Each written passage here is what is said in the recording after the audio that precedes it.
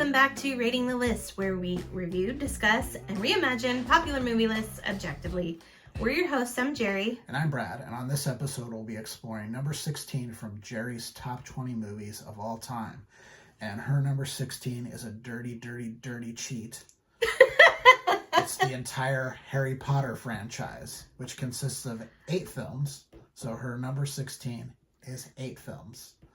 And those films are, in order, 2001's Harry Potter and the Sorcerer's Stone, 2002's Harry Potter and the Chamber of Secrets, 2004's Harry Potter and the Prisoner of Azkaban, 2005's Harry Potter and the Goblet of Fire, 2007's Harry Potter and the Order of the Phoenix, 2009's Harry Potter and the Half-Blood Prince, 2010's Harry Potter and the Deathly Hallows Part 1, and 2011's Harry Potter and the Deathly Hallows Part 2.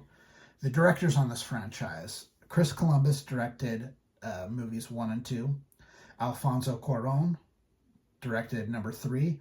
Mike Newell, number 4, and David Yates, 5 through 8. The writer on all the movies except for number 5 was Steve Kloves, and number 5 was written by Michael Goldberg.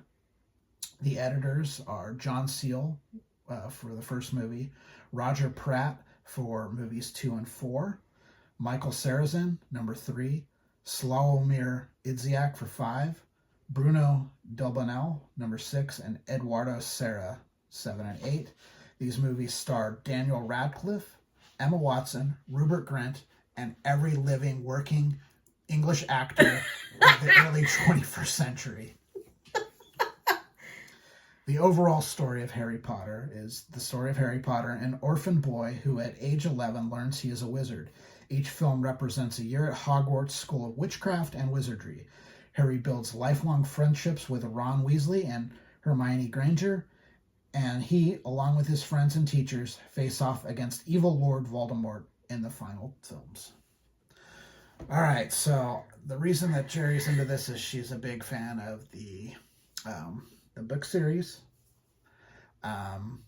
I'll let her speak to how faithful and well they are adapted. I can only speak of these as films. I've never read the books. I am familiar with certain aspects of the books. So all of my comments will be directly about them as films and not adaptations of films. So why don't you start with that? What do you feel as adaptations? How well did they do?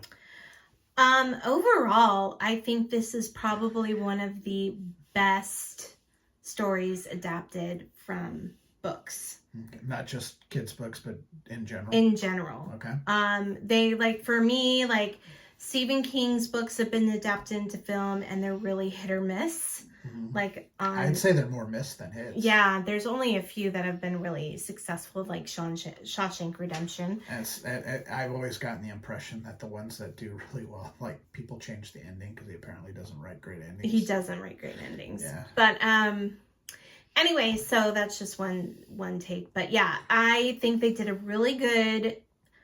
They really captured the feel, the ambiance, the whole world, the wizarding world, really well. It really felt like they took what was in my mind and put it on film, which is very hard to do. And they casted it so well. Yeah. Daniel Radcliffe was like the spitting image of what Harry Potter would look like. You've got some top-notch English actors in this movie. Not got all of them. They're all in it. Yeah, they're all in it. Literally, if you just threw a stone in an English casting office, you would hit someone who's in a Harry Potter movie. Every one of these movies have, you've got the 3 main kid characters, and then you've got this extended group of other students who are in all of the movies to varying degrees. Mm-hmm. Probably I'd say 25 kids total. Yeah. About that you see in some that have speaking roles of some kind that you see on a recurring basis. And then you've got probably about as many, if not more, adult characters. So you've got permanent teachers who are in all the movies, and then teachers who are like in it for this or that, and it's just like you're just like, holy cow! Yeah. Like they're in it, they're in it, they're in it. He's in it, she's in it. What's going on here? They're all in it. Yeah. Everyone's getting a paycheck. This movie funded the British economy for like a decade. Yeah. It's really good. The only thing that they really did differently was they left out a lot of like the side stories, which you kind of have to do. These movies are really long. Yeah. You had to kind of cut something. But one thing they didn't do was change anything. They didn't change anything. They just took out some storylines. Which I think is usually the appropriate thing to do. Yeah. You occasionally have to change things when you do an adaptation, because what happened, either like if you're like adapting like an older story, sometimes it doesn't work, or they do something that's just like, especially like, you know, before like CGI was a thing, like you do stuff like that just simply couldn't be done. Yeah. Like you can write whatever you want, but filming it is a little more difficult.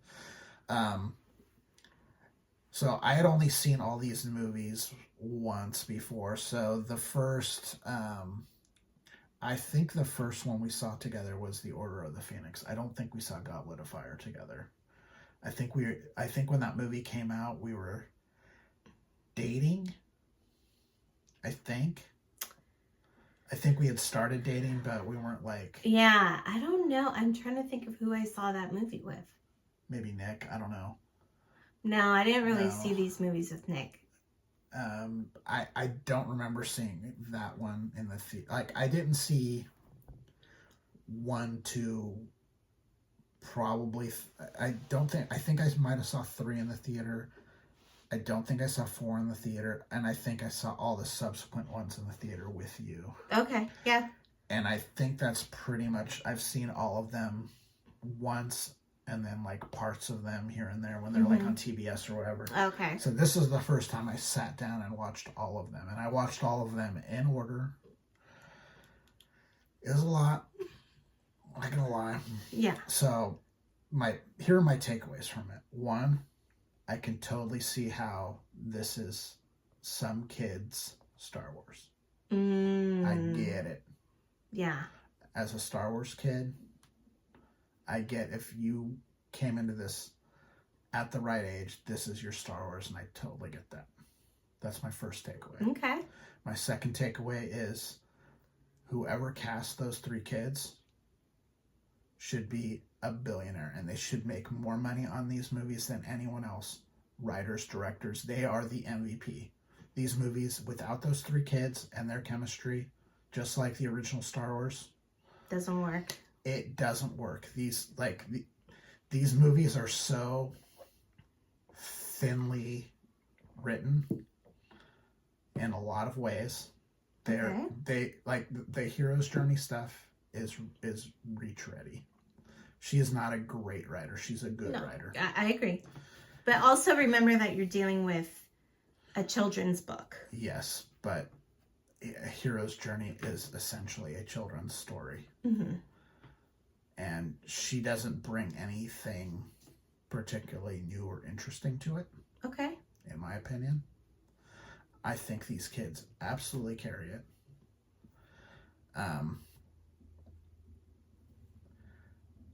For movies that were made by a major studio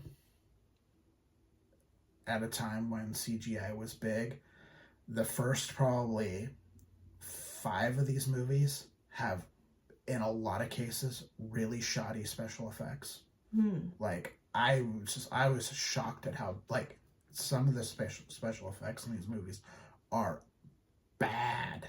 Yeah. Like, this is like a Warner Brothers movie. This is like a tentpole movie. These are like big budget movies. Like, spend the money on the stuff. Like, this was after, you know, Jurassic Park, Terminator 2. Like, CGI was not in its, I mean, it's relatively infant, but you'd had, by this time you had Terminator 2, Jurassic Park, the Star Wars prequels, the Matrix movies, and in the middle of this, you also had the Lord of the Rings, which is essentially, you know, like, it was, you know, basically like between like, you know, the third and sixth movies, they did the Lord of the Rings movies. You look at the special effects in those movies versus these movies, you're like, what is going on? Also a Warner Brothers movie, by the way.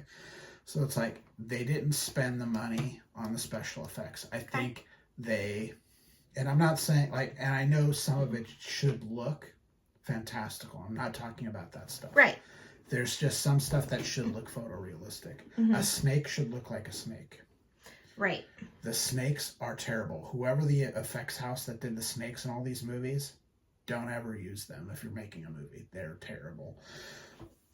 There's just the special effects got better as time went on, as it does with effects. But there were spots where I was like, it threw me back. It's like, these movies rely to a certain extent. You're dealing with magic and mystical things. Special effects are important. Yeah. And you needed to spend the money on the special effects. You needed to put that into the budget. And there were spots where I didn't see that. They cut corners. Yeah, I agree with you. And especially like with the Quidditch matches and stuff. Some of that. There were some parts that look very cartoony. Yeah. Yeah.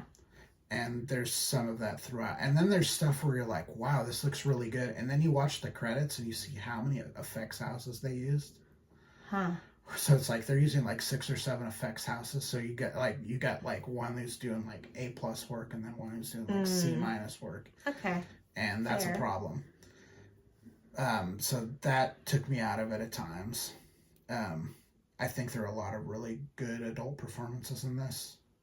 There was one that I didn't particularly care for, which we kind of talked about before, which is Emma Thompson's part in these. Oh, yeah. She's Professor Trelawney. She's a fantastic actress, and that character is so annoying, and she can't save it. Yeah. For the most part, all the other characters are pretty good. Some more memorable than others. I couldn't like talk all that intelligently about Harry Potter, you know, in terms of like the lore.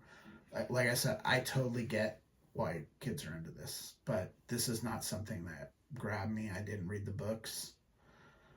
I came into this as an adult, so I'm kind of looking at it from an adult's eyes, but I understand the appeal. I totally get it.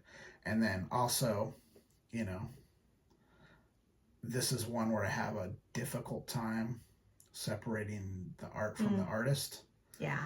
And a lot of it just comes off as really disingenuous with she kind of writes about inclusion and these kind of things, and then you find out the kind of person that she is in real life. It just rings so hollow, and I can kind of feel it in the story. We're like, oh, you're an absolute phony. You know, it's interesting because I really haven't watched these movies since then. Yeah. Since this whole thing came out about what she said and what she's representing. And we're talking about J.K. Rowling, the author of the Harry Potter movies. So, yeah, I don't know. I might have the same sort of thought. This is one of those things where it's like what the books are about, what the characters are about, are so, like, different than what her true world belief is. Yeah. And that is a problem. Yeah, that is. Because that makes the source material seem inauthentic. Yeah. Let's divert for a second to Alan Rickman's performance. He's fantastic. Holy. But when wasn't he? True. I mean, he's another one of those actors. Tell me a bad Alan Rickman performance and I'll call you a liar. Yeah, he was a phenomenal actor. He really captured Professor Snape's whole vibe. I don't know if you remember me sitting on the couch reading Deathly Hallows and I started crying. I do. I remember that. I started crying because I think we were in the apartment still when you we were, and I was crying because of the whole.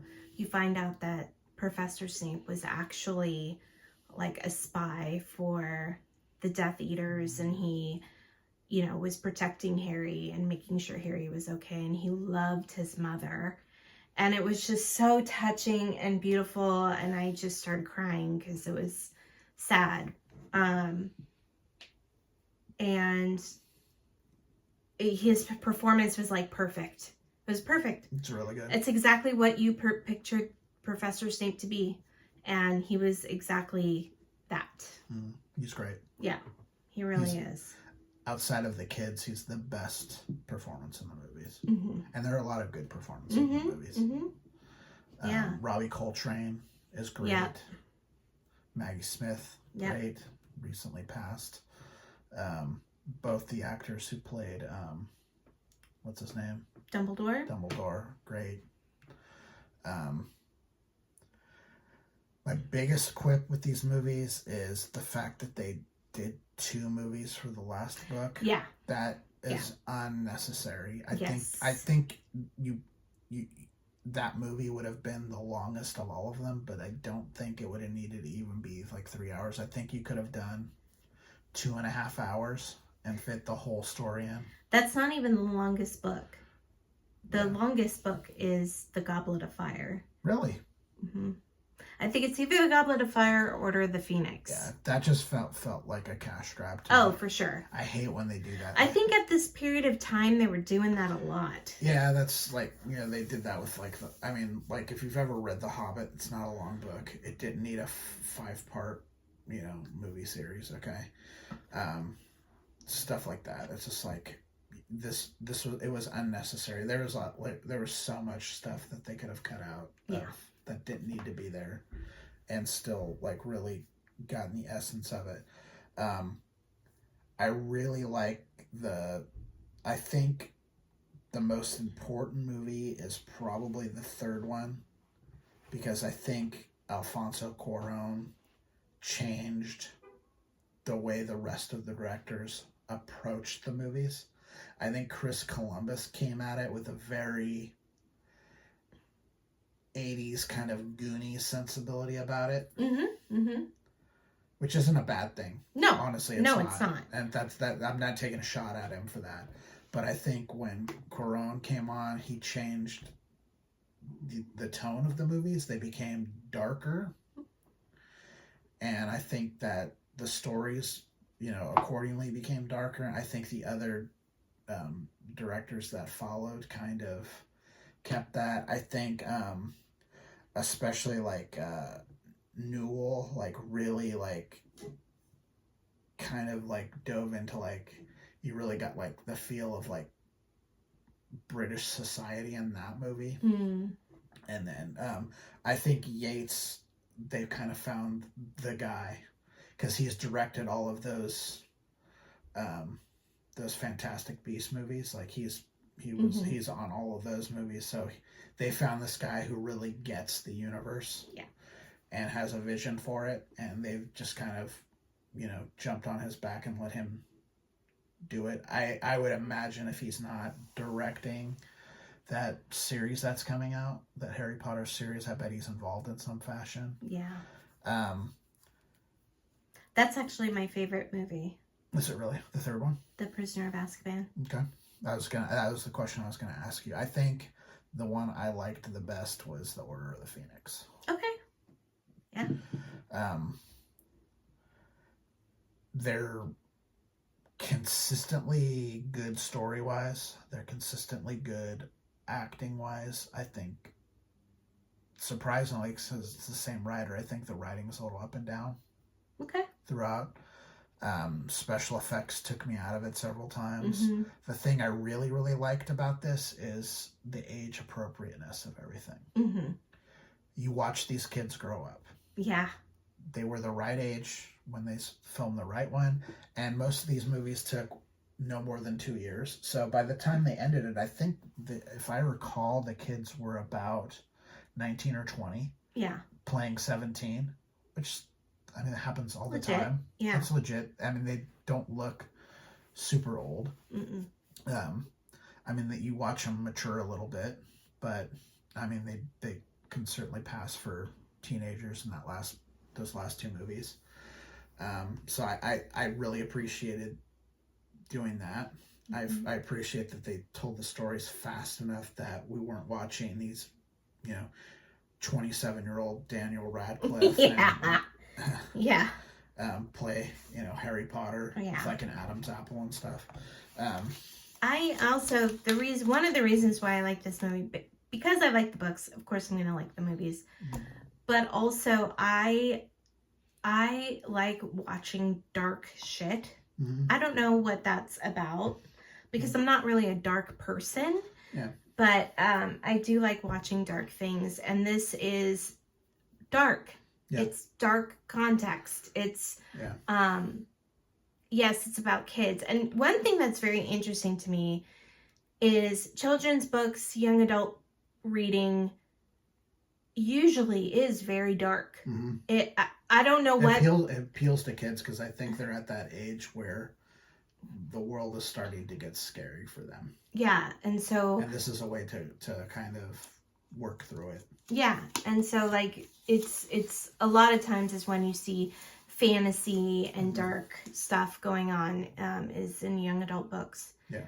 But yeah, I love these movies. They're like comfort food. You know, it's like when I'm feeling sick or I'm not feeling good and I'm home from work for whatever flu, I'll throw one of these movies on because it makes me feel better. Like I said, I totally get it. It just doesn't appeal to me in that way, but I understand like why this series has like a huge following. I get it. I get why this is someone's Star Wars. Totally respect what about that. a Alfonso Cuarón Star Wars movie? He has been talked about, but who knows? Yeah. I mean, does he want to do it? You never know. Yeah. Might not be his thing. I was surprised that he did this movie. Me too, actually. But anyway, but it was the right director for the right movie. Yeah, and it kind of changed things in the right way. As a film series, so I think some of these movies are better than others, obviously. Overall, so I graded them as an overall experience. Okay. Since someone decided to make it their entire number 16. Cheetah! I gave this a 61. All right. Well, if you feel like I do about the Harry Potter series, please comment. If you are in agreement with Brad where you're like, the special effects, give us a comment. If you'd like to talk to us directly, please do so at ratingthelist@gmail.com. But that's it for now. I'm Jeri. I'm Brad. And we're Rating the List. We'll see you next time. Bye. Bye.